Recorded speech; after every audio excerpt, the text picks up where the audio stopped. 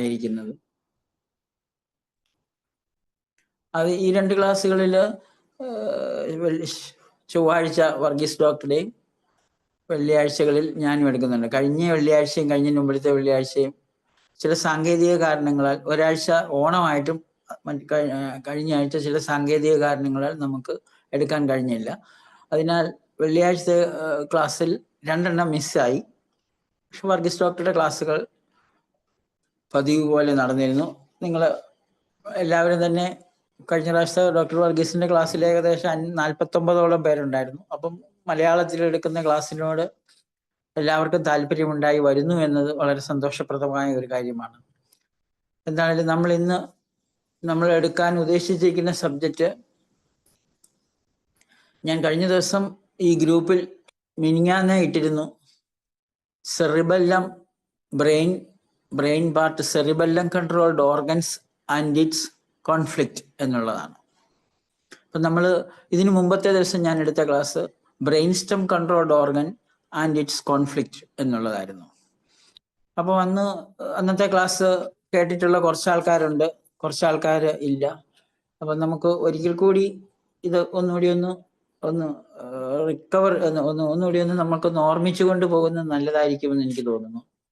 Brain stem controlled organs എന്ന് പറയുന്നത് നമുക്ക് ഏറ്റവും പ്രധാനമായിട്ട് വന്നിരിക്കുന്നത് നമ്മളുടെ ഡൈജസ്റ്റീവ് സിസ്റ്റം, റെസ്പിറേറ്ററി സിസ്റ്റം, അല്ലെങ്കിൽ എൻഡോഡെർമൽ ഒറിജിൻ ആയിട്ടുള്ള ശരീരത്തിലെ ജേം ലെയറുകളെ പറ്റി പറയുകയാണെങ്കിൽ എൻഡോഡെർമൽ ഒറിജിൻ ആയിട്ടുള്ള ഓർഗൻസ് ആണ് ബ്രെയിൻ സ്റ്റം കൺട്രോൾഡ് വന്നിട്ടുള്ളത്. എന്ന് പറഞ്ഞാൽ ഭക്ഷണം ആയിട്ട് ബന്ധപ്പെട്ട മോർസൽ, അല്ലെങ്കിൽ മലയാളത്തിൽ പറഞ്ഞ വയറ്റിപ്പഴപ്പ് എന്ന് പറയുന്നതാണ് കൃത്യമായ ആൻസർ.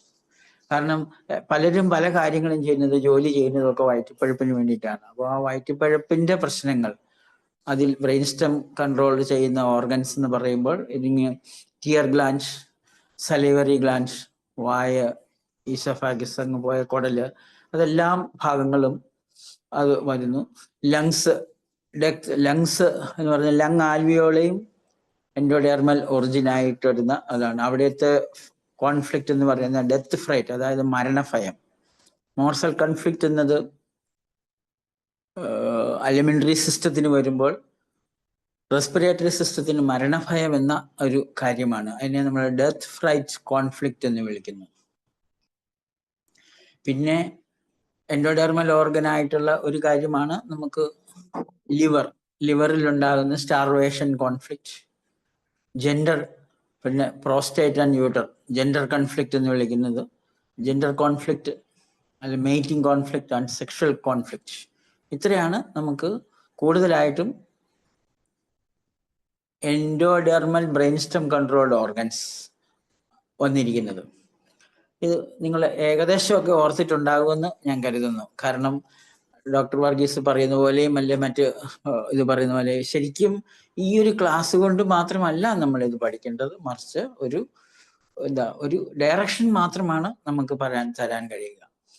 ഇപ്പൊ അതിനുശേഷം ഇനിയിപ്പം നമുക്ക് നെക്സ്റ്റ് ലെയറിലേക്ക് പോകുമ്പോൾ, നെക്സ്റ്റ് ഓർഗൻസ്, ശരീര ബ്രെയിനിലെ പല ഭാഗങ്ങളിൽ നമുക്ക് ഏറ്റവും പ്രധാനമായിട്ടുള്ള ബ്രെയിൻ സ്റ്റമും, പിന്നെ അതിനുശേഷം സെറിബെല്ലത്തിന് ശേഷം സെറിബ്രൽ മെഡുല, സെറിബ്രൽ കോർട്ടക്സ് അല്ലെങ്കിൽ വൈറ്റ് മാറ്റർ, ഗ്രെയിൻ മാറ്റർ എന്ന് പറയുന്ന അവയവങ്ങൾ.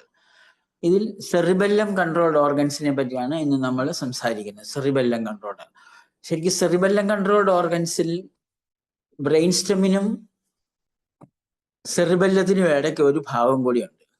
അതിനെ നമ്മൾ മിഡ് ബ്രെയിൻ എന്നാണ് വിളിക്കുന്നത്. മിഡ് ബ്രെയിൻ പൊതുവെ സ്മൂത്ത് മസിൽസിനെ എല്ലാം കൺട്രോൾ ചെയ്യുന്നത് മിഡ് ബ്രെയിനിൽ നിന്നാണ്. നമ്മുടെ ശരീരത്തിൽ ശരിക്കും സ്മൂത്ത് മസിൽസിനെ പറ്റി നമുക്ക് പല ലിറ്ററേച്ചറുകളിൽ ഒന്നും തന്നെ നമുക്ക് പറയാറില്ല, നമ്മൾ ആരും ഓർക്കാറില്ല. സ്ട്രിയേറ്റഡ് മസിൽസ് ആണ് നമുക്ക് കൂടുതലും ഉള്ളത്. പക്ഷെ സ്മൂത്ത് മസിൽസ് ഉണ്ട്. ശരീരത്തിലുള്ള ഒത്തിരി സ്മൂത്ത് മസിൽസ് ഉണ്ട്. എല്ലാ ട്യൂബുകളുടെയും അല്ലെങ്കിൽ അലിമെന്ററി കനാലിന്റെ ട്യൂബ്, ഇപ്പൊ നമ്മൾ ഭക്ഷണം കഴിച്ചതിന് ശേഷം പെരിസ്റ്റാൾട്ടിക് മൂവ്മെന്റ്, ഈ പെരിസ്റ്റാൾട്ടിക് മൂവ്മെന്റിന്റെ പിന്നിലുള്ള സ്മൂത്ത് മസിൽസ് ആണ്. അതുപോലെ തന്നെ ഇപ്പൊ സലൈവറി ഗ്ലാൻഡ് അല്ലെങ്കിൽ ടിയർ ഗ്ലാൻഡ് അല്ലെങ്കിൽ ഉള്ള ഗ്ലാൻഡുകളുടെ എല്ലാം ഡക്റ്റിലസ് ഒഴികെ ഡക്റ്റുള്ള ഗ്ലാൻഡുകളുടെ എല്ലാം ഡക്റ്റിൽ അല്ലെങ്കിൽ ഗ്ലാൻഡിൽ ഒരു സ്രവം ഉൽപ്പാദിപ്പിക്കപ്പെട്ടു കഴിഞ്ഞാൽ അത് ഏത് ഗ്ലാൻഡിൽ നിന്നും ഏത് തരത്തിൽ, ഇപ്പം പാൻക്രിയാസിൽ നിന്നും പാൻക്രിയാറ്റിക് ജ്യൂസ്, സലൈവറി ഗ്ലാൻഡിൽ നിന്ന് സലൈവ, അങ്ങനെയുള്ള മ്യൂക്കസ് മെമ്പറൈനിൽ അതുപോലെയുള്ള എല്ലായിടത്തു നിന്നും ഈ ഉൽപ്പാദിപ്പിക്കപ്പെടുന്ന സ്രവം പുറത്തേക്ക് വരുന്നത് അതിനെ നിയന്ത്രിക്കുന്ന സ്മൂത്ത് മസിൽസ് ആണ്. അതും മനുഷ്യന്റെ നമ്മളുടെ വോളണ്ടറി കൺട്രോളിലുള്ള അതല്ല. ഈ സ്മൂത്ത് മസിൽസിൽ ഉണ്ടാകുന്ന പ്രശ്നങ്ങൾ ബ്രെയിൻ സ്റ്റെമിന്റെ പോലെ തന്നെയാണ്. കോൺഫ്ലിക്റ്റ് ആക്റ്റീവ് ഫേസിൽ അതിനെ അവിടെ പ്രോലിഫറേഷൻ ഉണ്ടാകുകയും ഹീലിംഗ് ഫേസിൽ അവിടെ അൾസറേഷൻ ഉണ്ടാകുകയും ചെയ്യുകയാണ്. അപ്പം ഈ കോൺഫ്ലിക്റ്റുകൾ നമ്മൾ സംസാരിച്ചിരിക്കുന്ന, നമ്മളിപ്പോൾ ഇത്രയും ദിവസം സംസാരിച്ച കോൺഫ്ലിക്റ്റുകൾ നമ്മൾ ഈ ലെയർ വെച്ച് നോക്കുവാണെങ്കിലും ബ്രെയിനിന്റെ ചില ഭാഗങ്ങൾ വെച്ച് നോക്കുവാണെങ്കിലും വളരെ കുറച്ച് കോൺഫ്ലിക്റ്റുകൾ മാത്രമേ നമ്മൾ പഠിക്കേണ്ടതായിട്ടുള്ളൂ. ബ്രെയിൻ സ്റ്റെമ്മിൽ ഒരു 4-5 കോൺഫ്ലിക്റ്റ്, സെറിബെല്ലത്തിലാണെങ്കിൽ വളരെ കുറച്ച് കോൺഫ്ലിക്റ്റുകളേ ഉള്ളൂ. അതിലൊന്നാണ് attack conflict, attack and fight conflict, പിന്നെയുള്ള disfigurement conflict, nest worry or argumentative argument conflict. ഇത്രയും മാത്രമേ നമുക്ക് പഠിക്കേണ്ടതുള്ളൂ. അപ്പോൾ നമുക്ക് ഈ ബ്രെയിനിനെ പറ്റി ഇത്രയൊക്കെ പഠിക്കുമ്പോൾ ഇത്രയും പറ്റി മനസ്സിലാക്കും, ഇത് ഇനിയിപ്പോൾ പഠിക്കാൻ പറ്റുമോ ഇല്ലയോ എന്നൊരു സംശയം നിങ്ങൾക്കുണ്ടാകാം. അത് കുറച്ച് കഴിയുമ്പോൾ സ്വാഭാവികമായിട്ട് നമ്മുടെ ഉള്ളിലെത്തും. കാരണം നിങ്ങളെ പോലെയുള്ള ആൾ തന്നെയാണ് ഞാനും. ഈ ബ്രെയിനൊന്നും നമുക്ക് അറിഞ്ഞുകൂടായിരുന്നു. ബ്രെയിനിനെ പറ്റി ന്യൂറോളജിസ്റ്റുകൾ പഠിപ്പിക്കേണ്ട കാര്യമല്ലേ എന്ന് തോന്നും. പക്ഷെ അങ്ങനല്ല, നമ്മളാണ് അറിയേണ്ടത്. കാരണം ഓരോ ബ്രെയിനിന്റെ ഓരോ ഭാഗത്തു നിന്നും ഇന്ന വിഷയങ്ങൾ അവിടെയാണ് ഉണ്ടാകുന്നത്, അവിടെ ഇന്ന ഭാഗത്താണ് ഉണ്ടാകുന്നതെന്ന് തിരിച്ചറിയുമ്പോൾ നമുക്ക് വളരെ എളുപ്പത്തിൽ തന്നെ പല കാര്യങ്ങളും അറിയാൻ സാധിക്കും. അപ്പൊ ആ ഒരു അറിവാണ് നമുക്കിവിടെ കിട്ടുന്നത്. അപ്പൊ ഈ ക്ലാസ്സുകൾ പലപ്പോഴും കേൾക്കുമ്പോൾ നമുക്ക് മനസ്സിലാകുന്ന ഒരു ഘടകം എന്താന്ന് ചോദിച്ചു കഴിഞ്ഞാൽ, ആദ്യമേ കുറച്ച് പേര് കേൾക്കുന്നവരുണ്ട്, കുറച്ച് പേര് സ്ഥിരമായിട്ട് കേൾക്കുന്നവരുണ്ട്. ചില ക്ലാസ്സുകൾ ചില ആൾക്കാർ കേൾക്കുന്നുണ്ട്, ചില ആൾക്കാർ കേൾക്കുന്നില്ല. അപ്പം നമ്മൾ ഒരു കാര്യം പറയുമ്പോൾ ഒരു കണ്ടിന്യൂറ്റിയിലാണ്, അല്ലെങ്കിൽ ഒരു തുടർച്ചയായിട്ടാണ് നമ്മൾ സംസാരിക്കുന്നത്. ആ തുടർച്ചയായിട്ട് സംസാരിക്കുന്ന സമയത്ത് തന്നെ കുറച്ച് ദിവസം മുമ്പ് പറഞ്ഞ കാര്യങ്ങളുടെ ബാക്കി നമുക്ക് പലപ്പോഴും ലഭ്യമാകുന്നില്ല. അതുകൊണ്ടാണ് ഞാൻ ഇത്രയും ആമുഖമായിട്ട് പറഞ്ഞത് കഴിഞ്ഞ ദിവസത്തെ ബ്രെയിൻ സ്റ്റെം കൺട്രോൾഡ് ഓർഗനിനെയും അതിന്റെ കോൺഫ്ലിക്റ്റുകളെ പറ്റി സംസാരിച്ചത്. അപ്പോൾ ഇന്ന് നമുക്ക് വളരെ കുറച്ച് മാത്രമേ സെറിബെല്ലാർ ഓർഗൻ കൺട്രോൾഡ് ആയിട്ടുള്ളൂ. അതിലേറ്റവും പ്രധാനപ്പെട്ട കാര്യം എന്തുകൊണ്ട് സെറിബെല്ലം ഉണ്ടായി.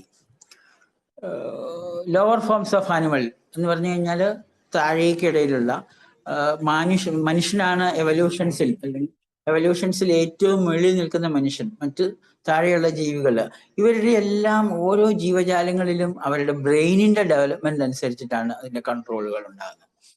ഇപ്പോൾ മത്സ്യങ്ങളിലാണെങ്കിൽ കൂടുതലും ബ്രെയിൻ സ്റ്റെം മാത്രമേ ഉള്ളൂ. സെറിബെല്ലം ഓർ സെറിബ്രം എന്ന് പറയുന്ന അവസ്ഥ വളരെ കുറച്ചേ ഉള്ളൂ. അപ്പം കുരങ്ങന്മാരിലേക്ക് എത്തുമ്പോൾ, എയ്പിലേക്ക് എത്തുമ്പോൾ സെറിബ്രൽ മെഡുലയുണ്ട്, കോർട്ടെക്സ് തീരെ കുറവാണ്. അതുകൊണ്ടാണ് അവർക്ക് നെറ്റിയില്ല. നമുക്ക് മനുഷ്യർക്ക് നെറ്റി ഉണ്ടായിരിക്കുന്നു. ഏറ്റവും പുതിയ ബ്രെയിനാണ് സെറിബ്രൽ കോർട്ടെക്സ്. അല്ലെങ്കിൽ നമുക്കതിന് പലപ്പോഴും നമ്മൾ പഠിച്ചിരിക്കുന്നത് ഗ്രേ മാറ്റർ, വൈറ്റ് മാറ്റർ എന്നാണ് സെറിബ്രൽ കോർട്ടെക്സ് ആൻഡ് മെഡുലയ്ക്ക് പറയുന്നത്. അപ്പൊ സെറിബെല്ലം എന്ന് പറയുന്നത് എവല്യൂഷണറി പ്രോസസ്സിൽ അക്കോർഡിംഗ് ടു ഡോക്ടർ ഹാമർ, നമ്മളുടെ ഈ ശാസ്ത്രം GSK കണ്ടക്ട് ചെയ്ത ഡോക്ടർ ഹാമർ, റൈക്കെ ജിയഡ് ഹാമറിന്റെ അഭിപ്രായത്തിൽ അദ്ദേഹം എവല്യൂഷൻസിനെയും എംബ്രിയോളജിനെയുമാണ് ഈ ശാസ്ത്രത്തിന്റെ ബേസ് ആയിട്ട് എടുത്തിരിക്കുന്നത്.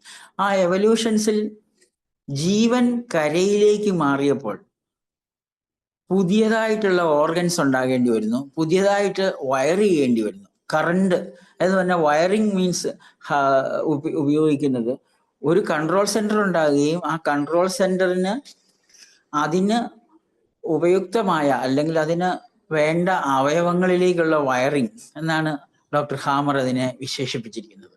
അപ്പോൾ അങ്ങനെ ഉണ്ടായതാണ് ഒരു സെറിബെല്ലമാണ്. സെറിബെല്ലം ഉണ്ടായതിൻ്റെ ഒരു പ്രധാനപ്പെട്ട കാര്യം ജീവൻ കരയിലേക്ക് മാറ്റിയപ്പോൾ അല്ലെങ്കിൽ ഫർശ് നട്ടപ്പോൾ വെള്ളത്തിൽ ചില സേഫ്റ്റി ഉണ്ട്.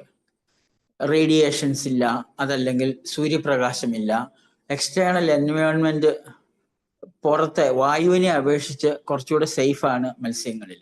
അതിനാൽ തന്നെ അവർക്ക് കൂടുതൽ സ്മൂത്ത് മസിൽസ് ആണ് ശരീരത്തുള്ളത്. അതിനോടൊപ്പം തന്നെ എക്ടോഡിയം വളരെ കുറച്ചേ ഉള്ളൂ, അവർക്ക് സെറിബെല്ലവും ഇല്ല. അപ്പൊ സെറിബെല്ലം എന്ന അവസ്ഥയുണ്ടായി. സെറിബെല്ലം ഉണ്ടായപ്പോൾ അറ്റാക്കിനെ പ്രിവെന്റ് ചെയ്യുന്നതിനായിട്ട് നമ്മളുടെ വിസറകളെ എല്ലാം സംരക്ഷിക്കുന്നതിനായിട്ട് ആണ് ഉണ്ടായത്. വിസറകളെ സംരക്ഷിക്കുന്നതിന് ആദ്യമേ ഓർഗനെ സംരക്ഷിക്കുന്നതിനായി ഡെർമിസ് ഉണ്ടായി. ഡെർമിസ് അല്ലെങ്കിൽ സ്കിൻ എന്നതുണ്ടായി. അതിൽ സ്കിന്നിന് 2 ഭാഗത്തുണ്ട്. Skin is 2 type.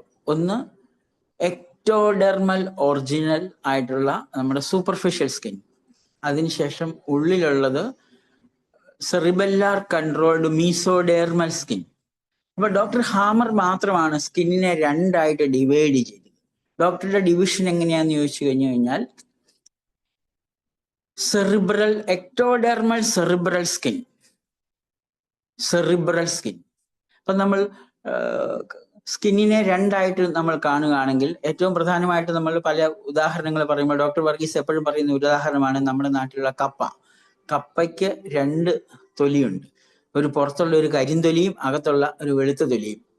നമുക്ക് ആ കരിന്തൊലിയും പൊളിച്ചു കളയാം, വെളുത്ത തൊലിയും പറിച്ചു കളയാം.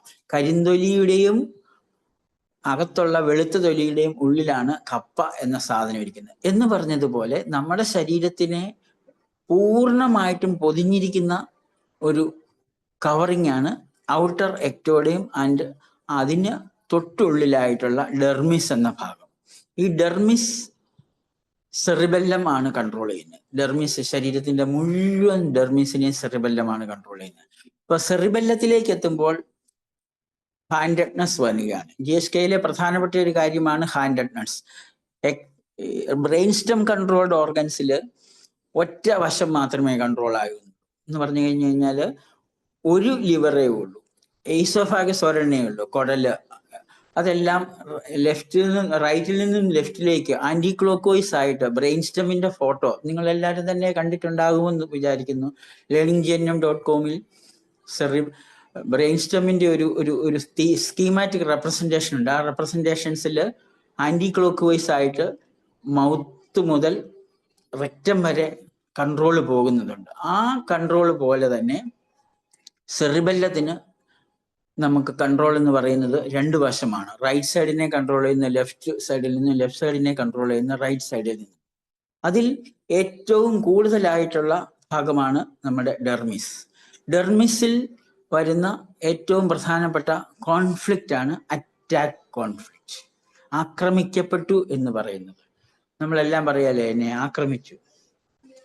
അതല്ലെങ്കിൽ അറ്റാക്ക് ആൻഡ് ഫൈറ്റ് കോൺഫ്ലിക്റ്റ്, വേറൊരാളുമായിട്ടുള്ള യുദ്ധത്തിലും ഇതേ വിഷയങ്ങൾ തന്നെയാണ് ഡെർമിസിലുണ്ടാകുന്നത്. ഡെർമിസിന്റെ ചില ഭാഗങ്ങളിൽ, ശരീരത്തിൽ തന്നെ ഡെർമിസ് ഇല്ലാത്ത ഭാഗങ്ങളുണ്ട്. ചില പ്രത്യേക അവയവങ്ങൾക്ക് ഡെർമിസ് ഇല്ല.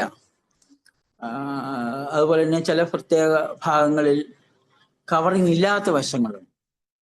അതുകൂടാതെ തന്നെ കവറിങ്ങിനെ പറ്റി പറയുമ്പോൾ ഡെർമിസ് കഴിഞ്ഞു കഴിഞ്ഞാൽ ഡെർമിസിന്റെ കോൺഫ്ലിക്റ്റുകളാണ് നമ്മൾ പറഞ്ഞ അറ്റാക്ക് ആൻഡ് ഡിസ്ഫിഗർമെന്റ് കോൺഫ്ലിക്റ്റ്. ഒന്നുമില്ല, attack and fight, then plus disfigurement or soiled or being soiled. Disfigurement എന്നുള്ള ഒരു വാക്കിനർത്ഥം നമ്മൾക്ക് പലപ്പോഴും പറയല്ലേ, എന്നെ കാണാൻ കൊള്ളില്ല, അതല്ലെങ്കിൽ ഒരു ഒരു ഒരു ഒരു ഞാൻ മോശമാണ് എന്നുള്ളൊരു ചിന്താഗതി ഉണ്ടാകുമ്പോൾ, ശരിക്കും കുട്ടികളിൽ പ്രത്യേകിച്ചും ഒരു എന്താ പറയുക, കൗമാരപ്രായമായിട്ടുള്ള കുട്ടികളിൽ ഉണ്ടാകുന്നതാണ് മുഖക്കുരു എന്ന് പറയുന്ന ഒരവസ്ഥ.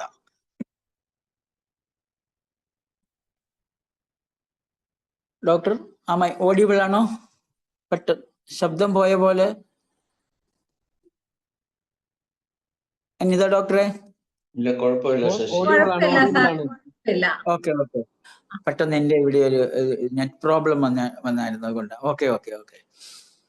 അപ്പൊ നമ്മൾ പറഞ്ഞത് ഡിസ്ഫിഗർമെന്റ് കോൺഫ്ലിക്റ്റിനെ പറ്റിയാണ്. ഡിസ്ഫിഗർമെന്റ് കോൺഫ്ലിക്റ്റിലും ഈ കുട്ടികളൊക്കെ നമുക്ക് കേട്ടിട്ടില്ലേ, എന്നെ കാണാൻ കൊള്ളുന്നില്ല, ഞാൻ മോശമാണ്. ഇപ്പൊ മൂത്ത കുട്ടിയെ കഴിഞ്ഞോ അല്ലെങ്കിൽ ഇളയ കുട്ടിയെ കഴിഞ്ഞു മോശമാണ്. അതല്ലെങ്കിൽ പിയർ ഗ്രൂപ്പുമായിട്ട് നിൽക്കുമ്പോൾ അവർക്ക് മുഖക്കുരു ഉണ്ടാകുന്നു. ശരിക്കും മുഖക്കുരു എന്ന് പറയുന്നത് ഒരു ഡിസ്ഫിഗർമെന്റ് കോൺഫ്ലിക്റ്റിന്റെ ഫലമായിട്ടാണുള്ളത്. അവിടെ ഡെർമിസിനാണ് അഫക്ഷൻ ഉണ്ടാകുന്നത്. അപ്പൊ നമ്മൾ ഏതെങ്കിലും ഒരു കുട്ടി മുഖക്കുരു കൂടുതലായിട്ട് വരികയും അഗ്നി വൾഗാരിസ് എന്ന് വിളിക്കുന്ന ആ അവസ്ഥ, അതിന്റെ പിന്നിൽ വരുന്നത് സ്വയം ആ വ്യക്തിക്ക് തോന്നിയ ഒരു വിഷയമാണിത്, ഡിസ്ഫിഗർമെന്റ് കോൺഫ്ലിക്റ്റ്. പിന്നെ സെറിബെല്ലത്തിന്റെ, ഞാൻ ആ പിക്ചർ ഇട്ടത് നിങ്ങൾക്ക് കാണുന്നതിനായിട്ട് നിങ്ങളെല്ലാവരും ഇപ്പൊ ക്ലാസ് എടുത്തപ്പോൾ, അല്ലെങ്കിൽ നമുക്ക് 160 മെമ്പർമാരുള്ള അവിടെ ഞാൻ 2 ഫോട്ടോ ഇട്ടിരുന്നു. ഒരു സെറിബെല്ലത്തിന്റെ ഒരു ക്രോസ് സെക്ഷൻസിന്റെ, അതിൽ എഴുതിയിട്ടുണ്ട് നമുക്ക് പ്ലൂറ, പെരിട്ടോണിയം, പെരിക്കാർഡിയം. പ്ലൂറ എന്ന് പറയുന്നത് നമുക്ക് ലങ്സിന്റെ കവറിങ്ങും, വയറിലുള്ള എല്ലാ ഓർഗൻസിനെയും പെരിട്ടോണിയം കവർ ചെയ്യുന്നു, ഹാർട്ടിനെ പെരിക്കാർഡിയം കവർ ചെയ്യുന്നു. ഇതും സെറിബെല്ലാർ കൺട്രോൾഡ്. അതിൽ റൈറ്റ് സൈഡിനെ ലെഫ്റ്റ് സൈഡും ലെഫ്റ്റ് സൈഡിനെ റൈറ്റ് സൈഡുമാണ് കൺട്രോൾ ചെയ്യുന്നത്. അപ്പോൾ നമുക്ക് സെറിബെല്ലത്തിൽ ആകെപ്പാടെ നമ്മൾക്ക് പഠിക്കേണ്ടത് ഈ കോറിയം സ്കിൻ, പെരിട്ടോണിയം, പെരിക്കാർഡിയം, പിന്നെ പ്ലൂറ, പിന്നെ ഏറ്റവും പ്രധാനപ്പെട്ട മറ്റൊരു ഗ്ലാൻഡ് കൂടിയുള്ള നമ്മുടെ കോറിയം സ്കിന്നിന്റെ തന്നെ ഒരു എക്സ്റ്റൻഷൻ ആയിട്ട് വരുന്നതാണ് breast gland. Right and breast gland, right breast ഗ്ലാൻഡും ലെഫ്റ്റ് ബ്രസ്റ്റ് ഗ്ലാൻഡും. ബ്രസ്റ്റ് ഗ്ലാൻഡും ഡെർമിസിന്റെ ഒരു ഭാഗമാണ്. അതുകൊണ്ട് തന്നെ സ്ത്രീകളിൽ ബ്രസ്റ്റ് ഗ്ലാൻഡ്, അത് സ്ത്രീകളിലാണെങ്കിലും പുരുഷന്മാരിലാണെങ്കിലും അതിന്റെ കൺട്രോളും എവിടെയാണ്? സെറിബെല്ലത്തിലാണ് നമുക്ക് കൺട്രോൾ ആയിട്ടുള്ളത്. സെറിബെല്ലത്തിലാണ് കൺട്രോൾ ചെയ്യുന്നത്. സെറിബെല്ലത്തിന്റെ കൺട്രോൾ ആയതുകൊണ്ട് തന്നെ right side of the breast gland is controlled from the left side, and left side of the breast gland is controlled from the right side also. അപ്പോൾ നമ്മൾ മനസ്സിലാക്കേണ്ട, ഏതെങ്കിലും ഒരാൾ ഒരു ബ്രസ്റ്റിൽ ഒരു വിഷയവുമായിട്ട് വന്നു കഴിഞ്ഞാൽ, വെദർ ഇറ്റ് ഈസ് ഫൈബ്രോ അഡിനോമയാകാം, അതല്ലെങ്കിൽ കാർസിനോമയാകാം. അതിൽ ബ്രസ്റ്റ് ഗ്ലാൻഡിന് പുറത്തേക്ക് വരുമ്പോൾ സ്കിന്നില് എക്ടോഡെർമൽ ആയിട്ടുള്ള സ്കിന്ന് ഉള്ളിലേക്ക് ഇൻവെജിനേറ്റ് ചെയ്തിട്ടുണ്ട്. അവിടെ വരുന്നത് വേറൊരു ഇതാണ്, കാരണം അത് എക്ടോഡെർമൽ ഒറിജിനാണ്. അതാണ് നമ്മൾ ductal carcinoma of the breast എന്ന് പറയുന്നത്. അപ്പോൾ നമുക്ക് നമ്മുടെ അടുത്തെത്തുന്ന രോഗികളിൽ ബ്രസ്റ്റിൽ 2 തരത്തിലുള്ള കാർസിനോമയെ ഉണ്ടാവുകയുള്ളൂ. ഒന്ന് ഡക്ടൽ കാർസിനോമ, അടുത്തത് അഡിനോ കാർസിനോമ. അഡിനോ കാർസിനോമ ഉണ്ടാകുന്നത് ഈ കോൺഫ്ലിക്റ്റ് പറയുകയാണെങ്കിൽ നമുക്ക് എപ്പോഴും ഒരു nest worry conflict or argumentative conflict. Nest worry conflict എന്നത് ലെഫ്റ്റ് സൈഡിൽ ഉണ്ടാകുകയാണെങ്കിൽ അത് നെസ്റ്റ് വറി. നെസ്റ്റ് വറി എന്നൊരു വാക്കിനർത്ഥം കൂട്, അല്ലെങ്കിൽ അവരുടെ കുടുംബത്തിൽ, ഫാമിലിയിൽ ഉണ്ടാകുന്ന വിഷയങ്ങൾ. ആ ഫാമിലിയിൽ ഉണ്ടാകുന്ന വിഷയങ്ങളാണ് പലപ്പോഴും വരുന്നത്. അപ്പോൾ കുട്ടികളെ പ്രതി ഉണ്ടാകുന്നു, അല്ലെങ്കിൽ മാതാപിതാക്കളെ പ്രതി ഉണ്ടാകുന്നു, അല്ലെങ്കിൽ പെറ്റ് പ്രതി ഉണ്ടാകുന്ന പ്രശ്നങ്ങളിൽ ഈ പറഞ്ഞ രീതിയിൽ വരാറുണ്ട്. അപ്പൊ നമുക്ക് പലപ്പോഴും ഒരു മെഡിസിൻ നൽകുന്നത്, പലപ്പോഴും നമ്മൾ ഹോമിയോപ്പതി മെഡിസിൻ കൊണ്ട് മാറാറുണ്ട്. ഞാനിപ്പോൾ ഓർക്കുന്നുണ്ട്, ഒരു 5-6 വർഷങ്ങൾക്ക് മുമ്പ് എൻ്റെ അടുത്ത്, ഞാൻ GHKക്ക് അധികം എനിക്ക് അറിഞ്ഞുകൂടായിരുന്നു, പക്ഷെ അന്ന് വിജയകർ സാറിന്റെ ക്ലാസ്സുകളിൽ ബ്രസ്റ്റിനുണ്ടാകുന്ന പ്രശ്നങ്ങളൊക്കെ ഇങ്ങനെയൊക്കെയാണ് എന്ന് പറഞ്ഞു കേട്ടുകൊണ്ട് ഒരിക്കലും എൻ്റെ അടുത്ത് എത്തിയ ഒരു 22 വയസ്സുള്ള ഒരു ലേഡി, പെൺകുട്ടി. അവര് ഭയങ്കര പേടിച്ചിട്ട് പാനിക്കായിട്ട് കുറച്ച് ദൂരയിൽ നിന്നാണ് വന്നത്. വെറും ഒരു ഫൈബ്രോയിഡിനോമിയേ ഉള്ളൂ. പക്ഷെ അവരിനി അതെങ്ങാനും ക്യാൻസർ ആകുകയോ എന്നൊക്കെ സംശയിച്ചിട്ട് വന്നു. പക്ഷെ ഞാൻ ആ കുട്ടിയോട് ഒറ്റയ്ക്ക് മാറ്റി, മാതാപിതാക്കളോടൊപ്പം വന്നെങ്കിലും അവരോട് ചോദിച്ചപ്പോൾ അവർക്ക് അവരെതിരെ ഒരു ഹറാസ്മെന്റ് ഉണ്ടായി, ഒരു കുട്ടി. അപ്പൊ ആ ഹറാസ്മെന്റ് ഉണ്ടായത് ഒരു 6 മാസം മുമ്പ് ഒരിക്കലും ഒരു യാത്രക്കിടയിൽ അപ്രതീക്ഷിതമായ ഒരു ഹറാസ്മെന്റ്. അതുകൊണ്ട് തന്നെ ആ കുട്ടിയുടെ റൈറ്റ് ബ്രസ്റ്റിൽ ഒരു ഫൈബ്രോ അഡിനോമ ഉണ്ടാകുന്നു. ആ ഫൈബ്രോയിഡിന് അപ്പൊ ഞാൻ ആ കുട്ടിയോട് പെട്ടെന്ന് പറഞ്ഞ് ഇതാണ് നിങ്ങൾക്ക് പ്രശ്നമുണ്ടായി, ഈ ഒരു വിഷയമാണ്. അപ്പൊ ആ കുട്ടിയോട് ഞാൻ ചോദിച്ചു, ഇത് നിങ്ങൾ മാതാപിതാക്കളോടോ മറ്റാരോടോ സംസാരിച്ചോ ഡിസ്ക്ലോസ് ചെയ്തിരുന്നോ എന്ന് ചോദിച്ചപ്പോൾ അപ്പോൾ അവരെ പേടിച്ചിട്ട് ആരോടും പറഞ്ഞിട്ടില്ല.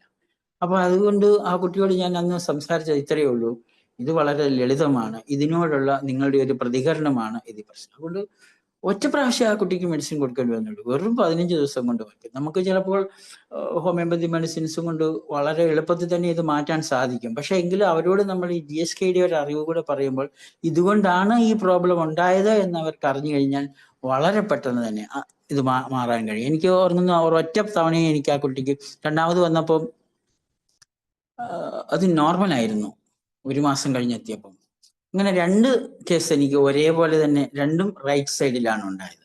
അത് ലെഫ്റ്റ് സൈഡ് ആണെങ്കിൽ പലപ്പോഴും വീട്ടിൽ ഇപ്പം ഈ അടുത്ത കാലത്ത് എനിക്ക് വന്നിട്ടുള്ള മറ്റ് 2 കേസുകൾ, ഒരു ലെഫ്റ്റ് സൈഡ് ആയിട്ടുള്ള അത് ഞാനിവിടെ ഒരിക്കൽ സംസാരിച്ചിട്ടുണ്ട്. ലെഫ്റ്റ് സൈഡിൽ ഒരു 68 വയസ്സുള്ള ഒരു ലേഡിക്ക് അത് പൂർണ്ണമായിട്ടും ക്യാൻസറസ് ഗ്രോത്ത് തന്നെയായിരുന്നു. അത് അഡിനോ കാർസിനോമ വലിയൊരു ഗ്രോത്ത് ആയിട്ടുണ്ടായി. അവരുടെ ഒരു മകൻ, 2 മക്കൾ 3 മക്കൾ ഉണ്ടായാലും ഒരു മകന് സാമ്പത്തികമായ ചില പ്രതിസന്ധികൾ ഉണ്ടാകുകയും ആ സാമ്പത്തിക പ്രതിസന്ധിയിൽ നിന്നും അവരെ കരകയറുന്നതിന് പറ്റാതെ വരികയും വീട് നഷ്ടപ്പെടുകയും ഒക്കെ ചെയ്തപ്പോൾ അവരുടെ കൂടെ താമസിച്ചിരുന്ന ഈ ലേഡിക്ക് ലെഫ്റ്റ് സൈഡിൽ ഇങ്ങനെയൊരു വിഷയം ഉണ്ടായി. അപ്പൊ ഞാൻ ഒരു പരിധി വരെ ആ വിഷയം അവരോട് പറഞ്ഞെങ്കിൽ അവർക്കത് മനസ്സിലായി. അവര് പെറ്റ് സ്കാൻ ഒക്കെ എടുത്തിരുന്നു, വളരെ അധികം വ്യാപിച്ചിട്ടുണ്ട്, ഇനി വെറും 2-3 മാസം മാത്രമേ അവർ ജീവിച്ചിരിക്കുകയുള്ളൂ, അധികം കാലം ജീവിച്ചിരിക്കില്ല എന്ന് പറഞ്ഞു. എങ്കിലും ഞാൻ ആ രോഗിയെ ശരിക്കും 3 വർഷത്തോളം ഞാൻ അവരെ ചികിത്സിച്ചു. പക്ഷെ 3 വർഷം ചികിത്സിച്ചിട്ടുണ്ടെങ്കിലും എനിക്ക് ആ രോഗിയുടെ രോഗം കുറയ്ക്കാൻ കഴിഞ്ഞില്ല എന്നുള്ളതായിരുന്നു എനിക്ക് തോന്നിയത്. കാരണം ഞാൻ ഈ കാര്യങ്ങളൊക്കെ പറഞ്ഞെങ്കിലും അവരുടെ പ്രോബ്ലം ഒരിക്കലും മാറുന്നില്ല. ഇനി കുഴപ്പമില്ല, മക്കളൊക്കെ മുതിർന്നവരല്ലേ എന്നൊക്കെ പറഞ്ഞിരുന്നെങ്കിലും അവർക്ക് അത് ഉൾക്കൊള്ളാൻ കഴിഞ്ഞിരുന്നില്ല. പിന്നെ 3 വർഷം കൊണ്ട് അവർക്ക് ഒരു കുഴപ്പമില്ല, പക്ഷെ ആ ട്യൂമർ അത് അങ്ങനെ നിൽക്കുന്നു. അതിനുശേഷം പിന്നെ ഇത് കുറയാതിരുന്നു കഴിഞ്ഞപ്പോൾ അവർ വീണ്ടും എൻ്റെ അടുത്ത് നിന്നും, അങ്ങനെയാണെങ്കിൽ നിങ്ങൾ മറ്റാരെയും കാണിക്കും, പക്ഷെ ഒരിക്കലും വേറൊരാളെ കാണിച്ചു കഴിഞ്ഞാൽ അത് ശരിയാവില്ല എന്ന് വളരെ കൃത്യമായിട്ട് എനിക്കറിയാമായിരുന്നു. പക്ഷെ നിവൃത്തിയില്ല, അവര് പോയി. അവര് കുറച്ച് കീമോ നടത്തി. പിന്നെ ഞാൻ കുറച്ചു കാലം കഴിഞ്ഞ് 3 വർഷത്തിന് ശേഷം പിന്നെ ഒരു 2-3 മാസത്തിന് ശേഷം അവരുടെ ഫോട്ടോ പത്രത്തിൽ കണ്ടു, നിര്യാതയായി. അപ്പൊ അങ്ങനെ ഈ അറിവുകളും ഫലപ്രദമാകാതെ എനിക്ക് വന്നിട്ടുണ്ട് എന്ന് ഞാനൊന്ന് പറഞ്ഞത് മാത്രമേ ഉള്ളൂ. പക്ഷെ ഒരു ഹോമിയോപ്പതി മെഡിസിൻസ് കൊണ്ടും ഞാൻ അവരെ ചികിത്സിക്കാൻ ശ്രമിച്ചെങ്കിലും എനിക്ക് രക്ഷപ്പെടുത്താൻ കഴിഞ്ഞില്ല. അതേസമയം എനിക്ക് വേറൊരു റൈറ്റ് സൈഡിൽ തന്നെ ഇത് ലെഫ്റ്റ് സൈഡിലാണ്, റൈറ്റ് സൈഡിൽ ഒരു ലേഡിക്ക് അഡിനോ കാർസിനോമ ഉണ്ടായി. അവർക്ക് 75 വയസ്സായിരുന്നു. അവരുടെ ഒരു പ്രശ്നം വെച്ചാൽ റൈറ്റ് സൈഡിൽ എന്തുകൊണ്ടുണ്ടാകും എന്ന് ചോദിച്ചപ്പോൾ അവർക്ക് ഈ പറഞ്ഞ വിഷയങ്ങളൊന്നുമില്ല. പക്ഷെ അവരുടെ വിഷയം വളരെ മകനുമായിട്ടുള്ള ആർഗ്യുമെന്റ് ആയിരുന്നു. അപ്പൊ മകനെ കണ്ടത് മുതിർന്ന മകന് കണ്ടത് ഒരു മദർ ചൈൽഡ് റിലേഷൻസ് അല്ല. അപ്പോൾ അവർക്ക് റൈറ്റ് സൈഡിലുണ്ടായി. അവർക്ക് ഈ മകനുമായിട്ട് ഭയങ്കര ആർഗ്യുമെന്റ്, ഒരു തർക്കമാണ്. തർക്കം മറ്റു കാര്യമൊന്നുമല്ല, വളരെ ലളിതമായ കാര്യം. മകൻ ഒരു രാഷ്ട്രീയ പ്രവർത്തകനാണ്. അപ്പം പുള്ളിക്കാരന് ഈ ക്ഷേത്രത്തിൽ പോവുക അല്ലെങ്കിൽ ഈ ഭക്തിപരമായ കാര്യങ്ങളിലൊന്നും വിശ്വാസമില്ല. അമ്മയെ അത്ര അങ്ങ് പ്രോത്സാഹിപ്പിച്ചിട്ടില്ല. പക്ഷെ അമ്മ നേരെ തിരിച്ചാണ്. അമ്മയ്ക്ക് എല്ലാ ദിവസവും ക്ഷേത്രത്തിൽ പോകണം, വീടിന് തൊട്ടടുത്ത് ക്ഷേത്രമാണ്. അപ്പം പോകണമെന്ന് ആഗ്രഹമുണ്ട്, പോകുന്നതിന് നിരുത്സാഹപ്പെടുത്തുന്നില്ല, എങ്കിലും പ്രോത്സാഹിപ്പിച്ചിട്ടില്ല. അപ്പൊ ഇതൊരു തർക്കമായിട്ട് വരികയും ഇത് ഒരു വിഷയമായിട്ട് വരികയും ഞാൻ അതിന് ശേഷം ഇവരെ രണ്ടുപേരെയും വിളിച്ച് സംസാരിച്ചു. പോകുന്നെങ്കിൽ പൊക്കോട്ടെ എന്ന് പറഞ്ഞു. അപ്പം അങ്ങനെ ആയിക്കോട്ടെ എന്ന്. പക്ഷെ അമ്മ പോയില്ല. എന്നാൽ ഇനി ഈ പ്രശ്നങ്ങളൊന്നും വരില്ല എന്ന് പറഞ്ഞു. ഇപ്പൊ 2 കൊല്ലമായി. 2 കൊല്ലം മുമ്പ് വന്നതാണ്. 78 വയസ്സായ ഒരാളിന് പിന്നെ വീണ്ടും മറ്റ് കീമോതെറാപ്പിയിലേക്കോ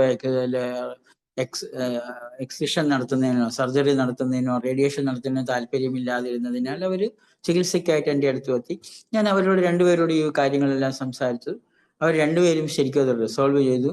അവർക്ക് മെഡിസിൻ നൽകി, വളരെ പെട്ടെന്ന് തന്നെ മാറുകയും ചെയ്തു. ഇപ്പൊ അവർക്ക് ഒരു കുഴപ്പവും കൂടാതിരിക്കുന്നു. 2 വർഷത്തിലധികമായി. അപ്പൊ അവർക്ക് മാറി. കാരണം അവരെ നമുക്ക് റിസോൾവ് ചെയ്യാൻ കഴിഞ്ഞു. ആ കൂട്ടത്തിൽ ഹോമിയോപ്പതി മെഡിസിൻസും കൊടുക്കാൻ കഴിഞ്ഞു.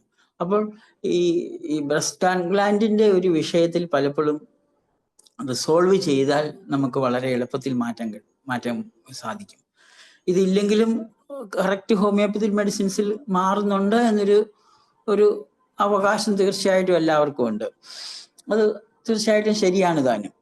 പക്ഷെ പലപ്പോഴും മെയിൻറ്റെയിനിങ് കോസ്, ആ കോസ് അവിടെ നിൽക്കുമ്പോൾ പലപ്പോഴും പലരിലും മാറുന്നില്ല എന്നും നമ്മൾക്ക് കാണുന്നുണ്ട്.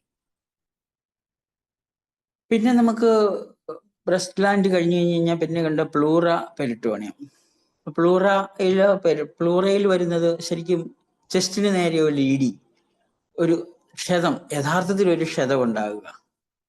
പക്ഷെ യഥാർത്ഥത്തിൽ ക്ഷതം ഉണ്ടായെങ്കിലും ആ വ്യക്തി എന്നെ ആക്രമിച്ചു എന്നുള്ള ഒരു ഫീലിംഗ് ഉണ്ടാകുമ്പോഴാണ് അവർക്ക് ഉണ്ടാകും ഈ പെരിറ്റോണിയം അല്ല പ്ലൂറയിൽ എന്തെങ്കിലും പ്രശ്നം ഉണ്ടാകും.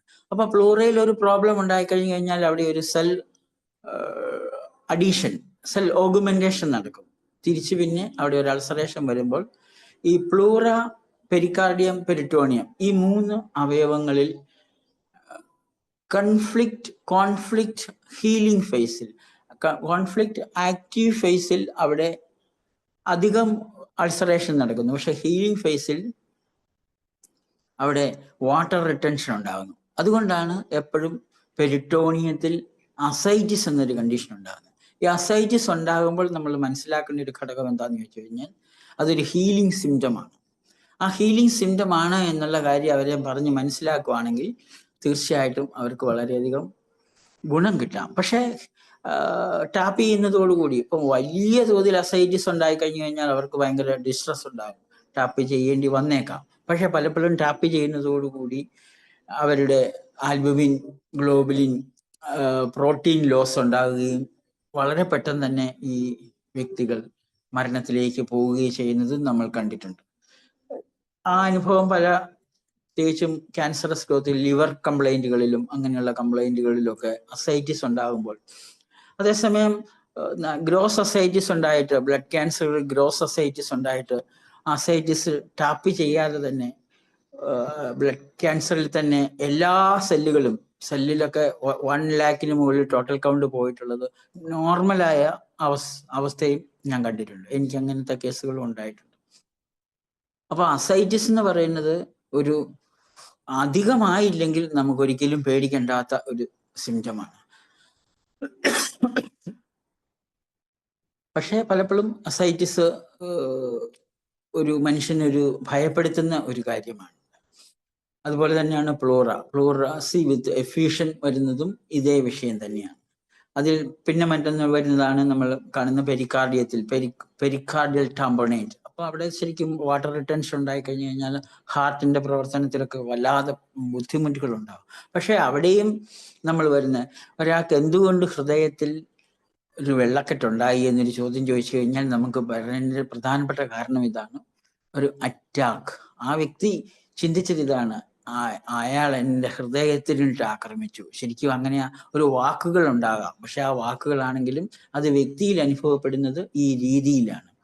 ഇപ്പം ഇതാണ് പലപ്പോഴും പ്ലൂറ, പെരിറ്റോണിയം, പെരിക്കാർഡിയം ഈ പറഞ്ഞ കാര്യങ്ങളിൽ ഉണ്ടാകുന്നത്.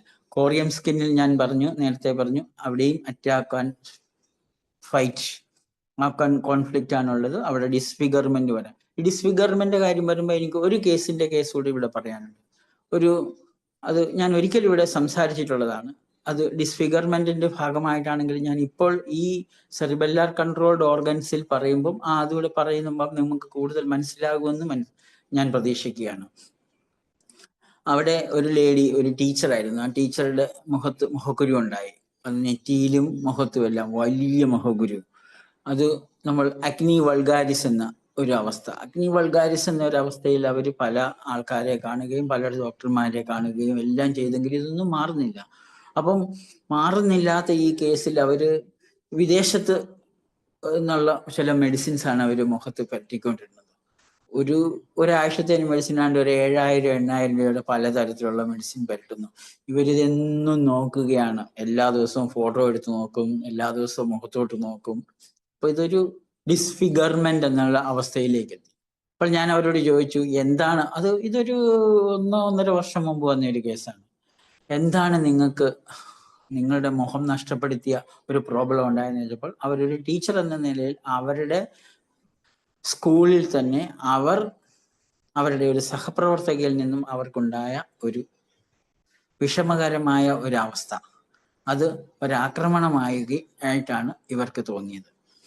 അപ്പോൾ ഇവർ വളരെയധികം പ്രൊട്ടക്റ്റ് ചെയ്ത ആ സഹപ്രവർത്തകയെ ഇവർക്കെതിരായിട്ട് തിരികുകയും, അങ്ങനെ തിരിഞ്ഞപ്പോൾ എൻ്റെ മുഖം നഷ്ടപ്പെട്ടു, എന്നെ ആക്രമിച്ചു എന്നൊരു തോന്നൽ ഇവർക്ക് വരുന്നതോടുകൂടിയാണ്. അപ്പോൾ ഞാനത് ഇവരോട് പറഞ്ഞു, ഇതാണ് നിങ്ങളുടെ പ്രശ്നം.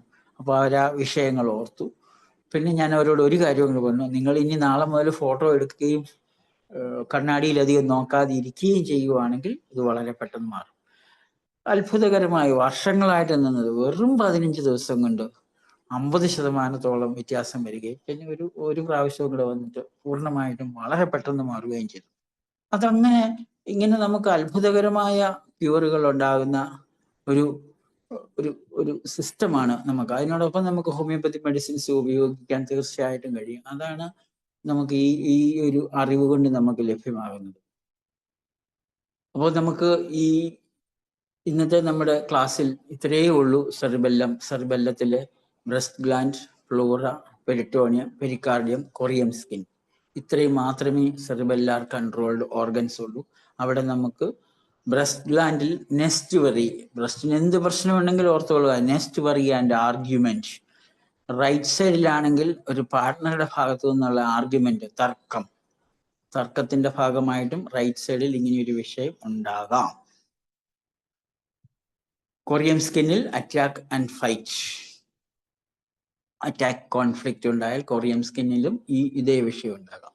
ഇനി നമുക്ക് ഈ സെറിബെല്ലാർ ഓർഗൻസിൽ രണ്ട് വശത്തും ഉണ്ടാകുമ്പോൾ അതിനെ പറഞ്ഞു. അപ്പോൾ റൈറ്റ് സൈഡിൽ ഒരു വിഷയം മാത്രം ഉണ്ടായി, ചിലപ്പോൾ ലെഫ്റ്റ് സൈഡിൽ ഉണ്ടായി കഴിഞ്ഞു കഴിഞ്ഞാൽ അതിനെ നമുക്ക് സെറിബെല്ലം കോൺസ്റ്റലേഷൻ എന്ന് പറയും. കോൺസ്റ്റലേഷൻ എന്നൊരു വാക്ക് GNM-ലുള്ളതാണ്.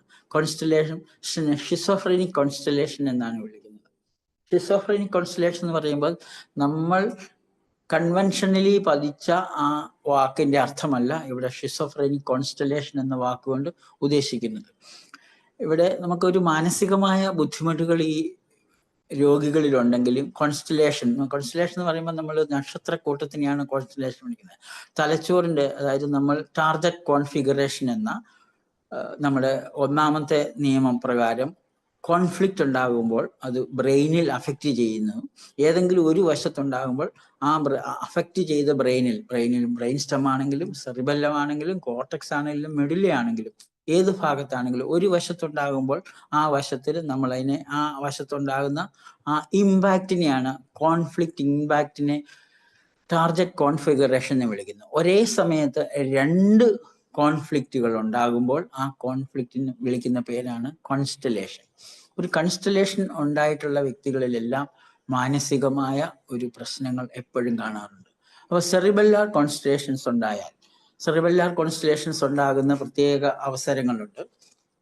പ്രത്യേകിച്ചും ഏറ്റവും കൂടുതലായിട്ടുള്ള പല ആൾക്കാരിലും പറയുന്നതാണ്, ഒരു ചെറുപ്പക്കാരായ കുട്ടികളിൽ അല്ലെങ്കിൽ സ്ത്രീകളിൽ, ഇപ്പൊ ചെറുപ്പക്കാർ ആൾക്കാരില്ല, പേരൻസ് തമ്മിൽ വഴക്കുണ്ടാക്കുമ്പോൾ, അതായത് ഓരോ പ്രാവശ്യവും മാതാപിതാക്കൾ തമ്മിൽ ഉണ്ടാകുന്ന വഴക്ക് ചിലപ്പോഴെങ്കിലും അവരിൽ ഡബിൾ ഇമ്പാക്റ്റ് ഉണ്ടാക്കാം, ഡബിൾ കോൺഫ്ലിക്റ്റുകൾ ഉണ്ടാക്കാം. അമ്മയെ പ്രതിയും അച്ഛനെ പ്രതിയും രണ്ടുപേർക്കും ഉണ്ടാകാം. അപ്പോൾ അവർ പറയുന്നതാണ്, ഞാൻ എന്നാ പറയണ്ടേ, ഡെഡ് ഇൻസൈഡ്, എൻ്റെ ഉള്ളിൽ ഞാൻ മരിച്ചുപോയി. അപ്പൊ കോൺഫ്ലിക്റ്റിൽ ഈ രണ്ട് തരത്തിലുള്ള സെറിബെല്ലാർ കോൺഫ്ലിക്റ്റ് ഉണ്ട്. ഇപ്പം ബ്രസ്റ്റിലാണെങ്കിൽ റൈറ്റ് സൈഡിലോ ബ്രസ്റ്റിലും ലെഫ്റ്റ് സൈഡിൽ ബ്രസ്റ്റിലും ഒരു പ്രോബ്ലം ഉണ്ടാകുമ്പോൾ കോൺസ്റ്റലേഷൻ, അങ്ങനെയുള്ള ആൾക്കാരിലെല്ലാം തന്നെ ഒരു ഇമോഷണൽ നംനെസ് ഉണ്ടാകാറുണ്ട്.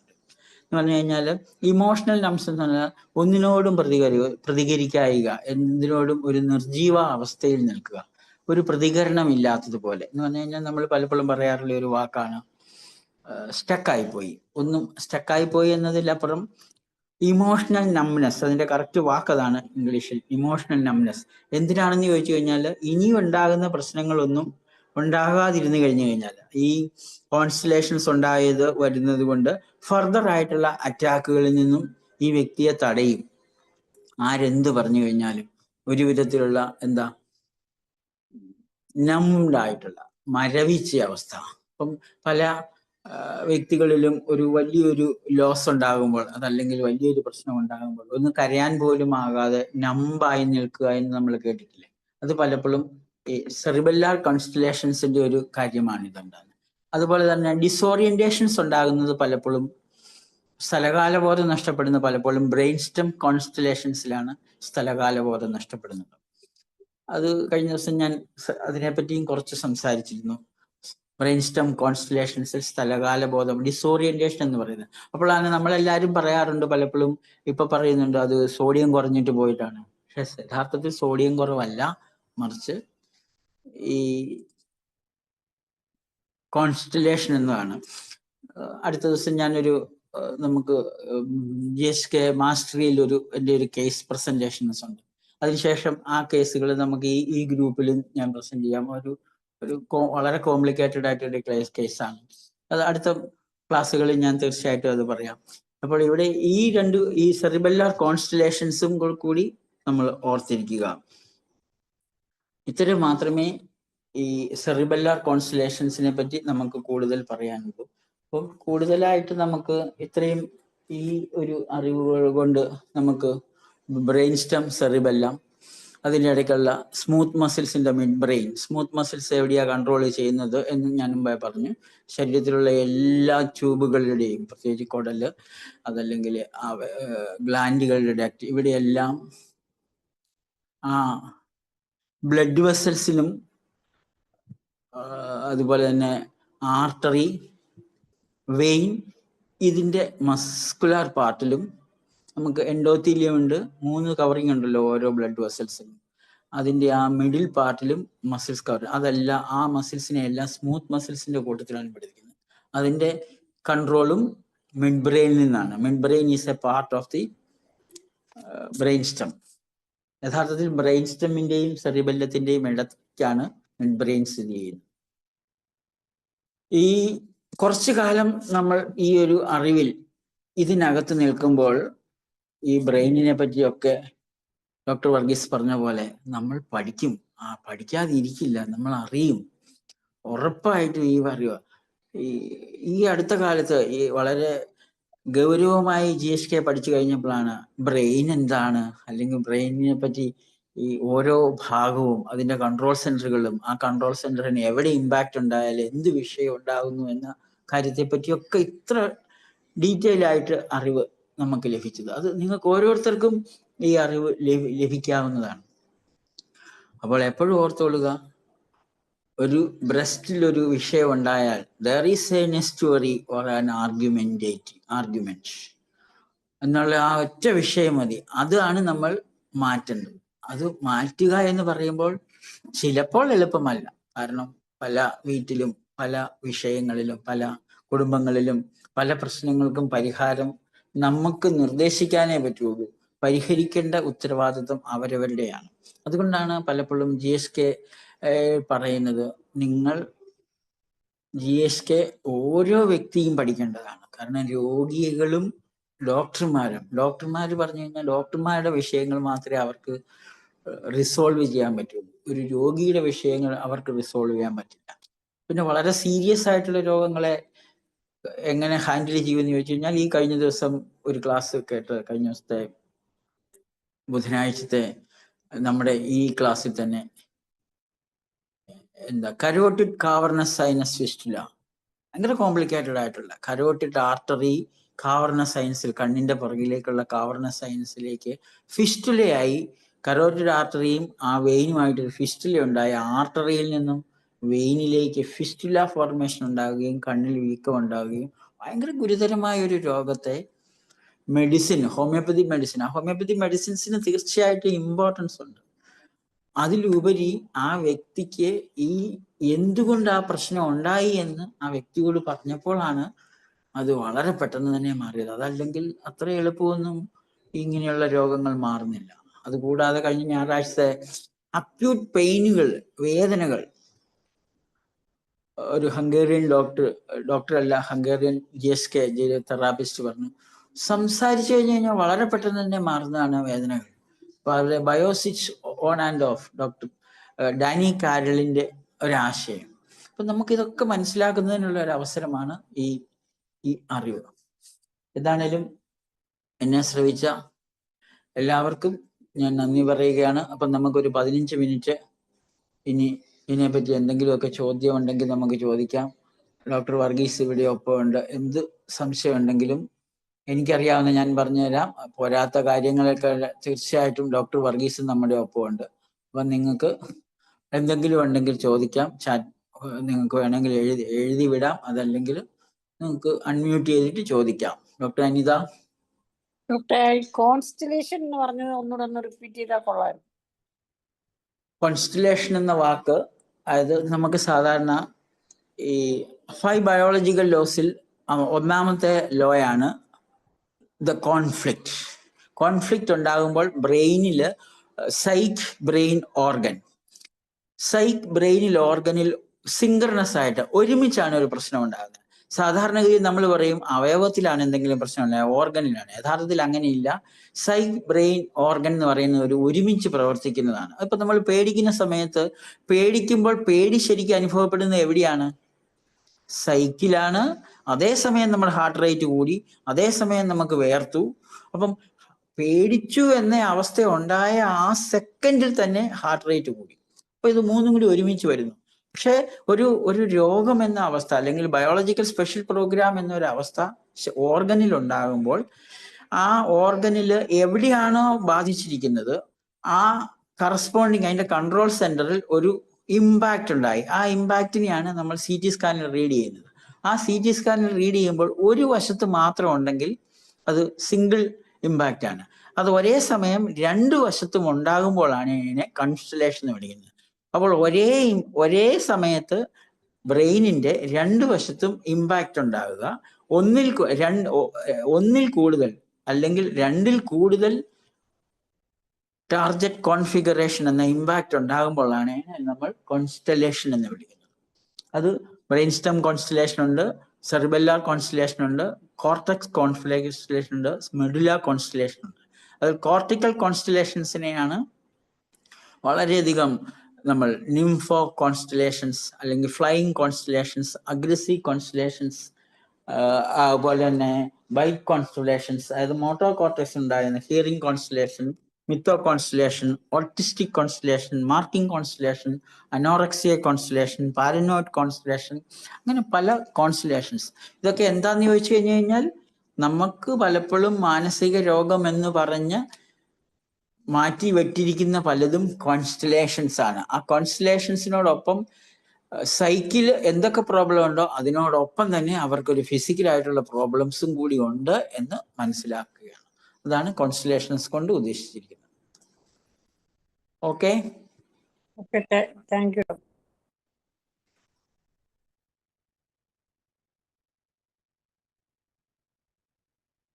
ഡോക്ടർ അനിത.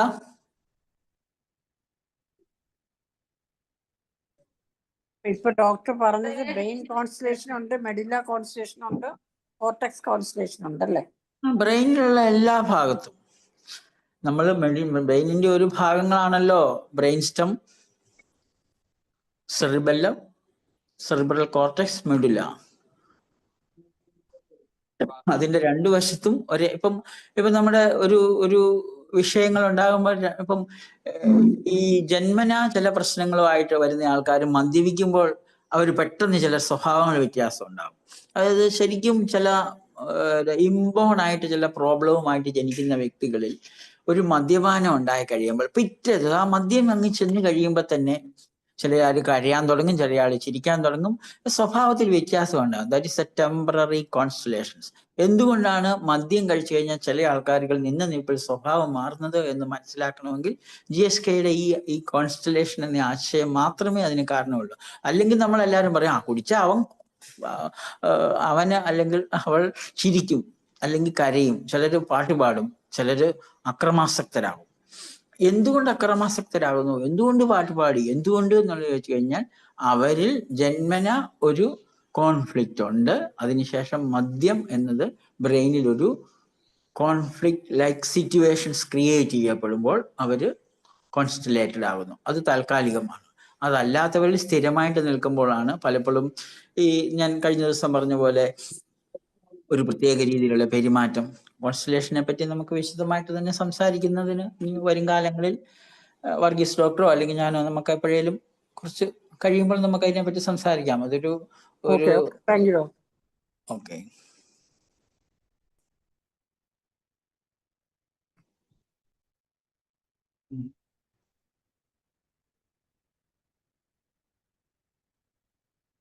സാറേ പറഞ്ഞോളൂ. ഡോക്ടർ ശശി കവർ ചെയ്യാത്ത ഒരു ഭാഗം നമ്മുടെ ഹാർട്ടിന്റെ കവറിങ്ങിന്റെ, അതായത് അതിനെക്കുറിച്ച് അധികം പറഞ്ഞില്ല. വേണമെങ്കിൽ ഈ ഹാർട്ടിനോടുള്ള അറ്റാക്ക് അത് വെർബൽ അറ്റാക്ക് ആവാം, നമ്മുടെ ഓപ്പറേഷന് മുമ്പുള്ള അറ്റാക്ക് ആവാം, ഓപ്പറേഷൻ തുടർന്നുള്ള അറ്റാക്ക് ആകാം. അപ്പോൾ ഈ കാർഡിയാക് ടാമ്പോണേറ്റ് അല്ലെങ്കിൽ ഹാർട്ട് ഫെയിലിയർ അല്ലെങ്കിൽ അങ്ങനെയുള്ള കാര്യങ്ങളെല്ലാം കൂടെ ഒന്ന് വിശദീകരിച്ചാൽ അതും സെർബല്ലത്തിന്റെ കീഴിൽ വരുന്നതായത്. അതെ, ഞാനത് പറഞ്ഞായിരുന്നു, കാർഡിയാക് ടാമ്പോണേറ്റ് എന്ന് പറഞ്ഞു. പക്ഷെ അത് കൂടുതൽ പറഞ്ഞില്ലെന്ന് മാത്രമേ ഉള്ളൂ. അത് സംസാരിച്ചായിരുന്നു, ഒറ്റ വാക്കേ ഉള്ളൂ. അത് കൂടുതൽ നമ്മൾ ഒരു കാർഡിയാക് പ്രോബ്ലത്തിനെ ആണല്ലോ എന്ന് കരുതിയിട്ട് കൂടുതൽ സംസാരിക്കാതിരുന്നതാണ്. ഇപ്പൊ ഡോക്ടർ പറഞ്ഞത് ആ കാര്യത്തിൽ ശ്രദ്ധിക്കേണ്ട ഒരു കാര്യം എന്താണെന്ന് വെച്ച് കഴിഞ്ഞാൽ, due to the 180 degrees shift, അതായത് റൊട്ടേഷൻ എംബ്രിയോളജിയിൽ വരുന്നത് കൊണ്ട് റൈറ്റ് സൈഡ് ലെഫ്റ്റ് സൈഡ് എന്നുള്ള ഹാർട്ടിന്റെ കാര്യത്തിൽ ആപ്ലിക്കബിൾ അല്ല. That will simulate to the brain stem controlled organ പോലെ ആകും. അതുകൊണ്ട് റൈറ്റ് സൈഡ് ലെഫ്റ്റ് സൈഡ് അവിടെ ആപ്ലിക്കബിൾ അല്ല, due to the 180 degree rotation. Okay. ഞാൻ ഇന്നിപ്പോൾ ശരിക്കും പറഞ്ഞു കഴിഞ്ഞാല് ഇന്നലെ എൻ്റെ ഓർമ്മയിൽ നിന്നുള്ള സാധാരണ രീതിയിൽ ഒരു ലേശം പ്രിപ്പയർ ചെയ്യാറ്, ഇന്ന് പ്രിപ്പയർ ചെയ്യാൻ ഇന്നൊരു യാത്രയായിരുന്നു. ഇതെല്ലാം കഴിഞ്ഞ് ഞാനൊരു രാവിലെ ഒരു യാത്ര പോയിട്ട് ഒരു 8 മണിക്ക് വന്നതേ ഉള്ളൂ. അതിനുശേഷം ഓർമ്മയിൽ നിന്നാണ് ഇത്രയും പറഞ്ഞത്. അതുകൊണ്ടാണ് ചെറിയ സംശയം ഉണ്ടായത്. കുഴപ്പമൊന്നുമില്ല. ഞാൻ ഓക്കെ. അനിത ഡോക്ടറെ, ഇപ്പം വേറെ ആർക്കും ഇനി സംശയമൊന്നും ഇല്ലെന്ന് തോന്നുന്നല്ലോ. ഡോക്ടർ ദേവാനന്ദുണ്ട്. ഇപ്പൊ എനിക്ക് പരിചയമുള്ള കുറേ ഡോക്ടർമാരുണ്ടല്ലോ ഇവിടെ. ആർക്കും ഒന്നുമില്ല. ഒരു ചോദ്യം ചോദിക്കണ്ട. എല്ലാം ചോദ്യം ചോദിക്കുവാണെങ്കിൽ കൃത്യമായിട്ട് നമുക്കൊരു ഉത്തരം പറയാൻ സാധിക്കും. അത് മാത്രമല്ല, ചോദ്യത്തിൽ നിന്നകത്തുനിന്ന് എവിടം വരെ ആണ് നിങ്ങൾ എത്തി നിൽക്കുന്നത് എന്നും കൂടെ നമുക്ക് മനസ്സിലാവും. അതുകൊണ്ടാണ് ഞാൻ 15 മിനിറ്റ് നേരത്തെ നിർത്തിയതാണ്.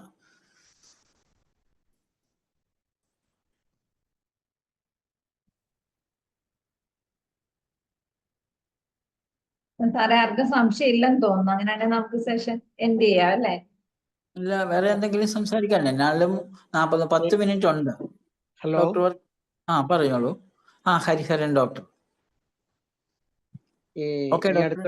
ഈ അടുത്ത കാലത്ത് ഈ കൊറോണ വന്നവർക്കും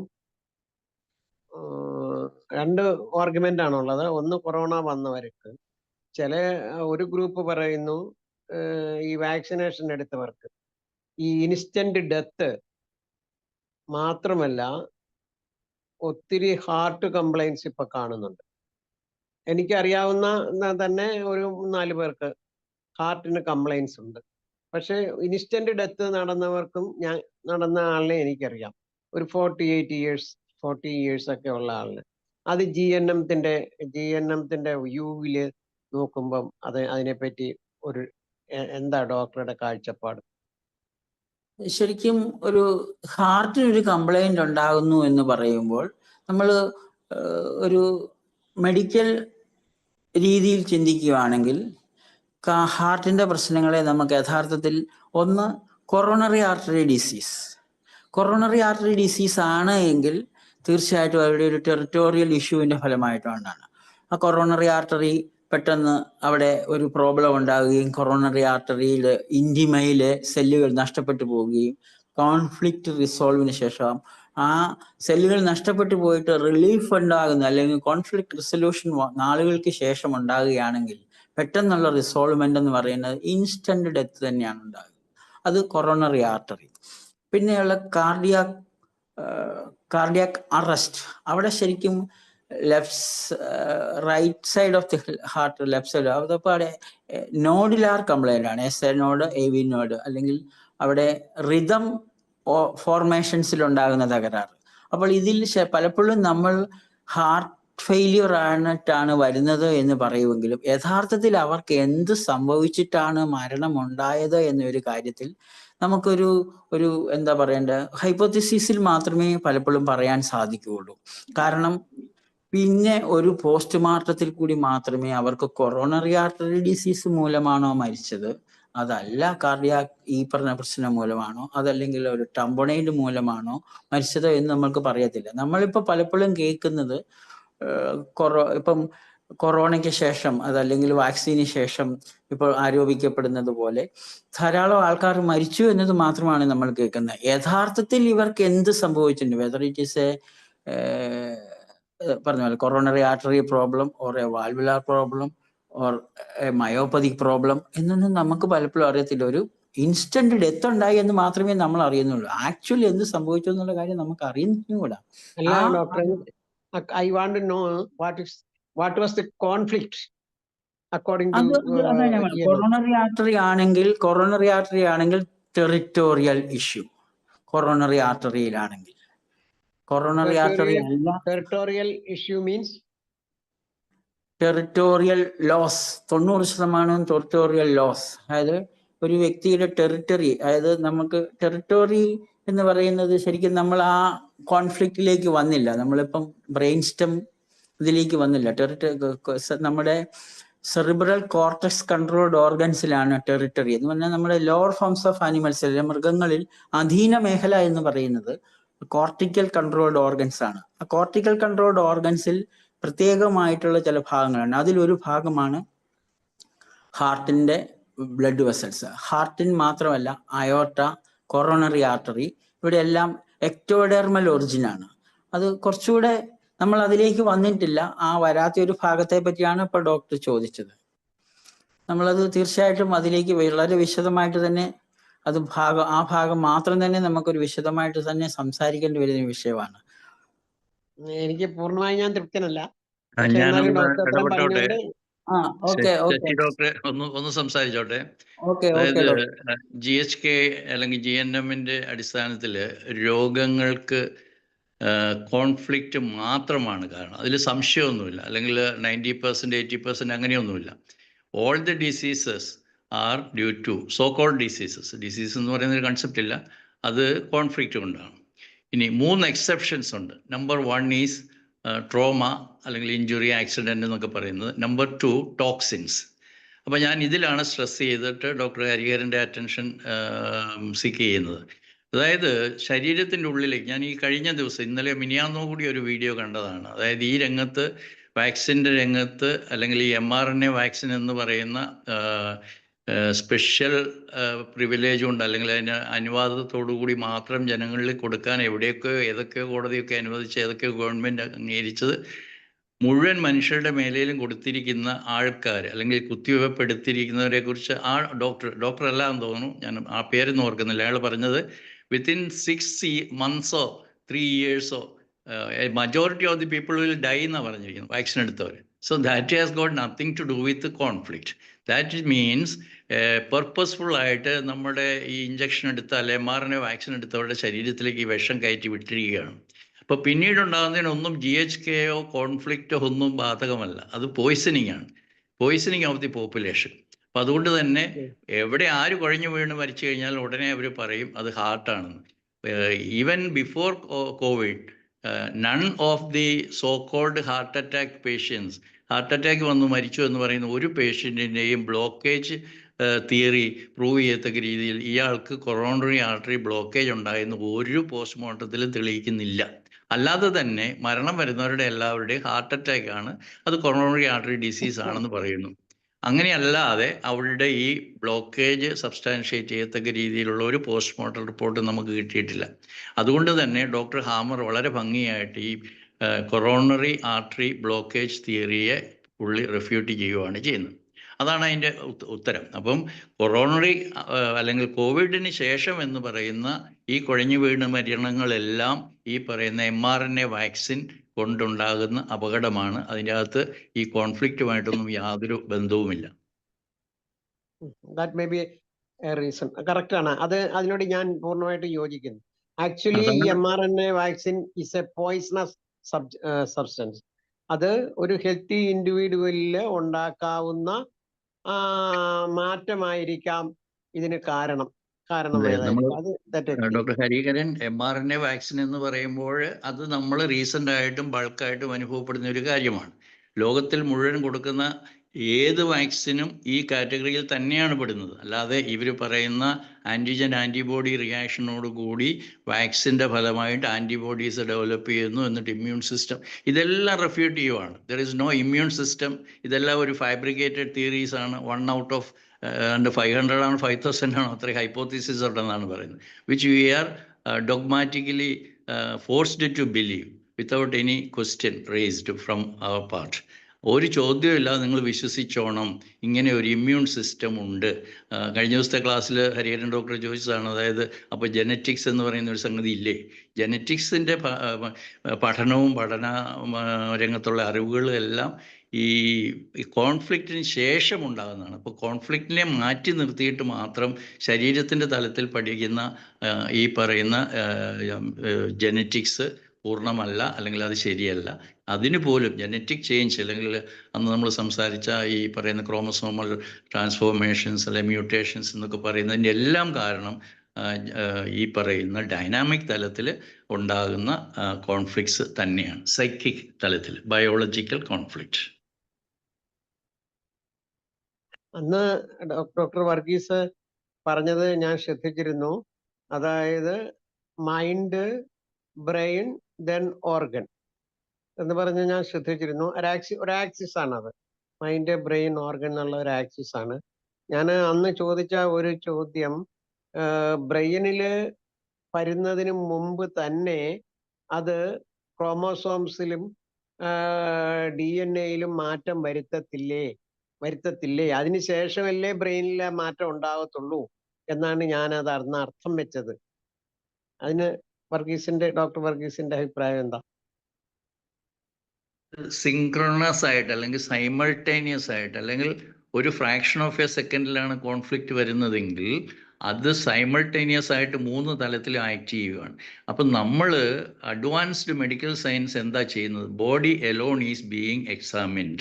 ബോഡിയിലാണല്ലോ ടിഷ്യൂവിലാണല്ലോ സെല്ലിലാണല്ലോ ന്യൂക്ലിയസിലാണല്ലോ ക്രോമസോമിലാണല്ലോ DNA. അപ്പോൾ അങ്ങനെ പഠിക്കുമ്പോൾ പോലും ഏത് ചെറിയ സ്മോളർ ആണെങ്കിലും അത് ഫിസിക്കൽ ലെവലിലുള്ള ഒരു അറിവാണ്. ആ ഫിസിക്കൽ എന്ന് പറയുന്നത് തന്നെ ഇതിന് ശേഷമാണ്, ഡൈനാമിക് തലത്തിൽ ഉണ്ടാകുന്നതിന് ശേഷമാണ്. അപ്പോൾ ഡൈനാമിക് തലത്തിലാണ് അത് ട്രിഗർ ചെയ്യുന്നത്. That I am agreed. അതായത് ഒരു ഡൈനാമിക് ഫേസിൽ നിന്നാണ് പിന്നെ അത് മെറ്റീരിയൽ ഫേസിലേക്ക് വരുന്നത്. ആ മെറ്റീരിയൽ ഫേസിലേക്ക് വരുന്നത് ഫസ്റ്റ് DNA ചേഞ്ച് അല്ലേ, ദെൻ അല്ലേ ബ്രെയിനിന്റെ ചേഞ്ച് വരുന്നുള്ളൂ എന്നാണ് എൻ്റെ ഒരു സംശയം. ഒരു സെക്കൻഡ് ഞാനൊന്ന് ഇടപെട്ടോട്ടെ ഡോക്ടർ.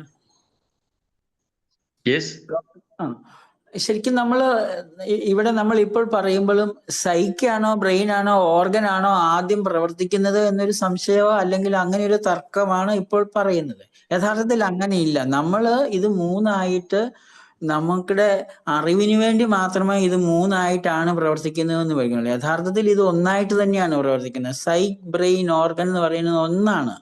അത് ശരിക്കും സൈക്കില്ലാതെ ബ്രെയിൻ എന്തെങ്കിലും ചെയ്യാൻ പറ്റുമോ? ബ്രെയിൻ എന്ത് ചെയ്യുമ്പോഴും ഓർഗനിൽ അവിടെ ഒരു കാര്യങ്ങളുണ്ട്. സിങ്ക്രണസിറ്റി എന്ന് പറയുന്നതിൽ സിങ്ക്രണസിറ്റി ഉണ്ടാകുന്ന സമയത്ത് പിന്നെ അവിടെയാണ് ആദ്യം പ്രവർത്തിക്കുന്നത്, അതിന്റെ റിസൾട്ട് ആയിട്ടാണ് ഇവിടെ വരുന്നത് എന്ന് പറയുന്നതിൽ അർത്ഥമില്ല. ഒരുമിച്ച് തന്നെയാണ്. Actually it is one. Okay, ഞാൻ ഒരു ആർഗ്യുമെന്റിന് വേണ്ടിയിട്ടല്ല, ഞാൻ ഒരു സംശയം പോലെ ചോദിച്ചെന്നുള്ളൂ. കാര്യം ഈ ഇമ്മെറ്റീരിയൽ പ്ലെയിനിൽ നിന്ന് മെറ്റീരിയൽ പ്ലെയിനിലേക്ക് ഒരു ട്രാൻസ്ഫോർമേഷൻ ഉണ്ട്. അതായത് സട്ടിലിൽ നിന്നും ഗ്രോസിലേക്ക് ഒരു ട്രാൻസ്ഫോർമേഷൻ ഉണ്ട്. അതിന് പ്രത്യേക സമയം വേണ്ട ഡോക്ടറെ. It doesn't require a time. It happens simultaneously, synchronously. അത് നമ്മൾക്ക് പഠിക്കാനായിട്ട് പ്രയാസമാണ്, അല്ലെങ്കിൽ നമ്മുടെയൊക്കെ മനസ്സിൽ അങ്ങനെയല്ല രൂപപ്പെട്ടിരിക്കുന്നത് എന്നുള്ളതാണ്. സോ അതൊരു ഫ്രാക്ഷൻ ഓഫ് എ സെക്കൻഡിൽ 3 ലെവലിൽ ഈക്വൽ ആയിട്ട് അല്ലെങ്കിൽ സൈമൾട്ടേനിയസ് ആയിട്ട് നടക്കുന്ന ഒരു ചേഞ്ചാണ്. സൈക്കിയെയും ബ്രെയിനിനെയും നമുക്ക് മാറ്റി നിർത്താൻ പറ്റുമോ? ഇല്ലല്ലോ. സൈക്കിലാണോ ബ്രെയിൻ എന്ന് ചോദിച്ചാൽ ബ്രെയിനിലാണോ സൈക്കിൾ എന്ന് നമുക്ക് തിരിച്ചു ചോദിക്കുകയാണെങ്കിൽ ഇത് എവിടെയല്ലല്ലോ പറയാൻ പറ്റത്തില്ല. അപ്പൊ പിന്നെ അതായത് എവിടെ എന്തിരിക്കുന്നെന്ന് പോലും നമുക്ക് പറയാൻ സാധിക്കാത്ത ഒരു സ്ഥലത്ത് പറയുകയാണ് സൈക്കിൾ ഉണ്ടായി കഴിഞ്ഞത് അതിന്റെ റിസൾട്ട് മൂലമാണ് ബ്രെയിനിൽ അല്ലെങ്കിൽ ടിഷ്യൂല് ചേഞ്ചസ് ഉണ്ടാകുന്നതെന്ന് പറയുന്നതിൽ അർത്ഥമില്ലല്ലോ. Cycle it is same. ഇത് സെയിം എന്ന് പറയുമ്പോൾ ഇത് ഞാൻ പറയുന്നതല്ല, ഇത് ഡോക്ടർ ഹാമർ ഇങ്ങനെയാണ് അതിനെപ്പറ്റി സംസാരിച്ചിരിക്കുന്നത്. ഡോക്ടർ ഹാമർ പറയുന്നതാണ് നമ്മൾ GSK എന്ന ഒരു ആശയത്തിൽ പറയുന്നത്. നമ്മള് കൂടുതൽ ചർച്ച ചെയ്യുന്നത് നമ്മൾ അതിന്റെ സത്യാവസ്ഥ വെളിവാകാൻ വേണ്ടിയിട്ടല്ലേ, അതുകൊണ്ടാണ് ഞാൻ അങ്ങനെ ചോദിച്ചെന്നത്. ഓക്കെ ശരി.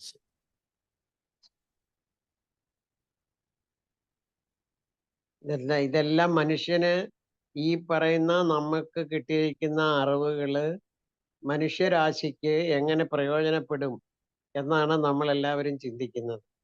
ഇപ്പൊ ഡോക്ടർ മുമ്പേ പറഞ്ഞ കണക്ക് ഈ ബ്രെയിൻ്റെ പഠിക്കുമ്പോഴും അതെല്ലാം പഠിക്കുമ്പോൾ നമ്മൾ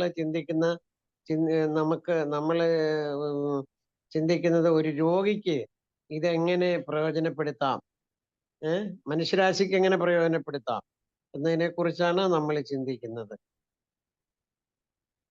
GSKയിൽ ശരിക്കും നമ്മുടെ അറിവ് വേറൊരാൾക്ക് പ്രയോജനപ്പെടുത്തുന്നതിനെ കഴിഞ്ഞും അപ്പുറത്ത് അറിവുകൾ എല്ലാവരും നേടി യഥാർത്ഥത്തിൽ ഒരാളുടെ അറിവിൽ നമ്മൾ ഒരു കാര്യം പറയുമ്പോൾ ഇപ്പൊ നമ്മൾ നീന്തൽ പഠിപ്പിക്കുമ്പോൾ അതല്ലെങ്കിൽ ഒരു അറിവ് നേടുമ്പോൾ അറിവ് നമുക്ക് നിങ്ങളും കൂടെ അത് മനസ്സിലാക്കുന്നു പറയാനേ പറ്റുള്ളൂ. ശരിക്കും GSK അറിവുകൾ എല്ലാ മനുഷ്യരും നേടേണ്ടതാണ് എന്ന് പറയുന്നത് പലപ്പോഴും പ്രശ്നങ്ങളുടെ പരിഹാരം അയാൾക്ക് മാത്രമേ മാറ്റം വരുത്താൻ കഴിയുള്ളൂ എന്ന ഒരു ആശയത്തിൽ നിന്നുകൊണ്ടാണ്.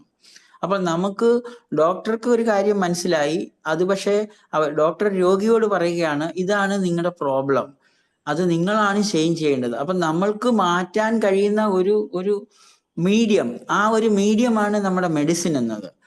അല്ലെങ്കിൽ ഒരു സർജിക്കൽ പ്രൊസീജിയറുകൾ അല്ലെങ്കിൽ ഒരു പ്രൊസീജിയറുകൾ അതല്ല. അപ്പൊ ആ മീഡിയത്തിൽ കൂടി മാറ്റാൻ കഴിയാത്ത ഒരവസ്ഥയിൽ അതല്ലെങ്കിൽ അവരുടെ മനസ്സിലെ ഒരവസ്ഥ എന്ന് പറയുന്നത് വ്യക്തികളാണ് മാറ്റേണ്ടത്. അപ്പൊ ആ വ്യക്തികൾക്ക് അതുകൊണ്ടാണ് അറിവുകൾ വേറൊരാളുടെ അല്ല, ആ വ്യക്തിക്കാണ് ഏറ്റവും പ്രധാനമാണ് എന്ന് ഡോക്ടർ ഹാമർ പ്രത്യേകം ഊന്നി പറഞ്ഞു.